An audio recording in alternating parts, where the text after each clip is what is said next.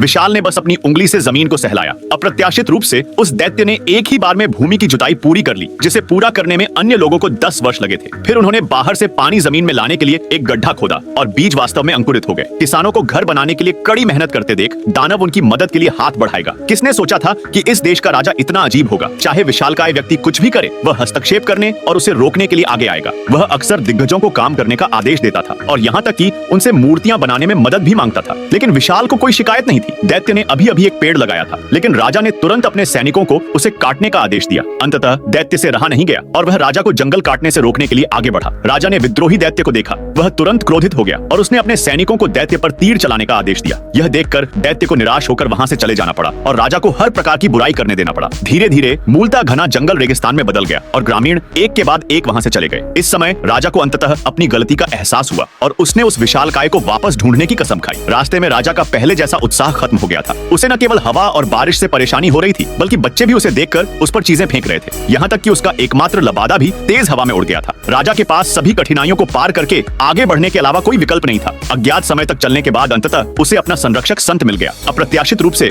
विशाल ने उसे पहचाना नहीं। इसके बजाय उसने सोचा कि राजा कहीं से कोई आवारा आया है। जब तक राजा ने एक फटा हुआ मुकुट निकालकर उसके सिर पर नहीं रख दिया, तब तक विशाल को एहसास नहीं हुआ कि यह उसका अवज्ञाकारी और अयोग्य वंशज है। यह देखकर कि राजा ने फूलों और पौधों की देखभाल करना सीख लिया है, दैत्य ने उसे माफ करने और राजा के साथ अपने मूल स्थान पर लौटने का निर्णय लिया। दोनों ने राज्य को उसकी पूर्व समृद्धि पर वापस लाने के लिए मिलकर काम करना शुरू कर दिया।